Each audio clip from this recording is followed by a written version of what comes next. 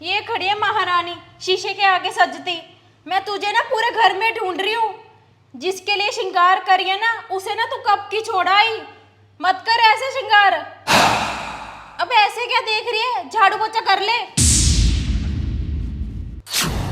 पर भाभी, झाड़ू पोछा लगाने के लिए, घर की सफाई के लिए तो काम वाली लगी हुई है ना। काम वाली लगी हुई थी, अब तो मैंने हटा दी। सारे घर के कामों का ठेका ना मैंने नहीं ले रखा। अब तू भी है, कुछ हाथ पाँव हिला लिया कर। झाड़ू पोछे के बाद ना अपनी और मम्मी की रोटी बना लेना खुद ही। पर भाभी, आप ऐसा क्यों बोल रहे हो? पहले भी तो घर के सारे काम आप खुद ही करते थे। पहले ना काम वाली करती थी घर का काम, अब ना हम पैसे नहीं दे सकते। तेरे भाई ने ना तेरी शादी में इतने खर्चे कर दिए। चल जाके काम कर।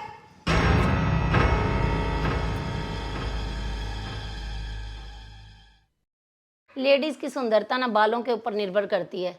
जब हमारे बाल झड़ने लग जाए ना तो बहुत बड़ी टेंशन की बात होती है। और कुछ दिन से मेरा भी हेयर फॉल चल रहा था।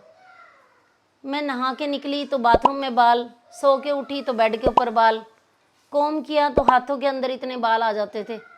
मैंने सारे शैम्पू, आदिवासी ऑयल सब कुछ यूज़ किया, परंतु कोई भी रिज़ल्ट नहीं मिला।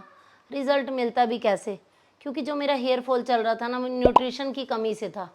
क्योंकि जो 35-40 साल की एज होती है ना उसमें न्यूट्रिशन की कमी हो जाती है, विटामिन्स की कमी हो जाती है, तो बाल झड़ने शुरू हो जाते हैं।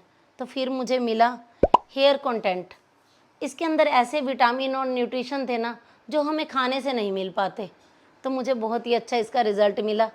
तो आप सभी भी एक बार हेयर कंटेंट को ट्राई ज़रूर कीजिए। नीचे मैंने व्हाट्सअप नंबर दे दिया है, जाके ऑर्डर कीजिए। मम्मी, भाभी को क्या हो गया है? भाभी का व्यवहार इतना बदला बदला क्यों है? अगर भाभी को मुझसे कोई काम करवाना था तो एक बार प्यार से बोल के देखते। अगर मैं भाभी को मना करती फिर जितना मर्जी रोब झाड़ लेते। अरे कोई बात नहीं बेटा, जैसे भी बोल रही है तू, जो भी कहती है कर दे तू जाके। मम्मी, एक बार प्यार से बोल के तो देखते। ये मेरा भी तो घर है मम्मी। तेरा घर होने से पहले ना बेटा, अब ये घर तेरी भाभी का है। मम्मी, मानती हूँ कि ये घर अब भाभी का भी है, लेकिन शादी से पहले मैं भी तो इसी घर में रही हूँ मम्मी। आपको तो पता ही है ना मम्मी कि मैं किन हालातों से लड़के ससुराल से यहाँ पर आके रह रही हूँ।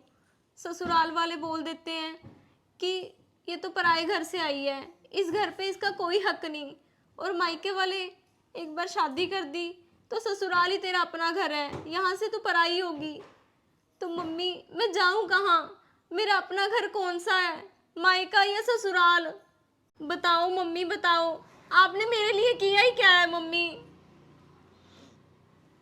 बेटा, सारी दुनिया की यही कहानी है कि लड़कियों का कोई घर ही नहीं होता, ना मायका ना ससुराल।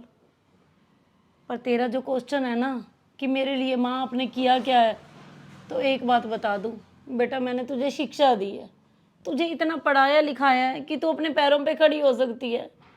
अरे यहाँ पे रहेगी तो अपनी भाभी के काम करेगी, घर के काम करेगी, उससे अच्छा वही काम तू बाहर जाके कर बेटा। कोई नौकरी कर ले, जहाँ भी तुझे ज़िंदगी में ज़रूरत पड़ेगी मैं तेरे साथ हूँ।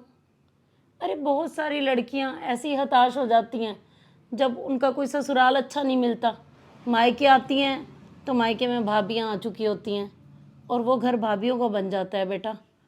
तो वहाँ पे उन लड़कियों की जो ससुराल छोड़ के आई हैं उनके लिए कोई जगह नहीं बचती। तो तुझे मैंने इतना कमज़ोर नहीं बनाया बेटा, तू पढ़ी लिखी है, तू कोई जॉब कर और अपनी नई ज़िंदगी की शुरुआत कर ले। हाँ मम्मी, आप बिल्कुल सही कह रहे हो। आपने मुझे पढ़ाया लिखाया है। मम्मी, मैं आज ही कोई जॉब ढूंढती हूँ और जैसे ही मुझे जॉब मिल जाएगी तो मैं यहाँ से चली जाऊँगी मम्मी।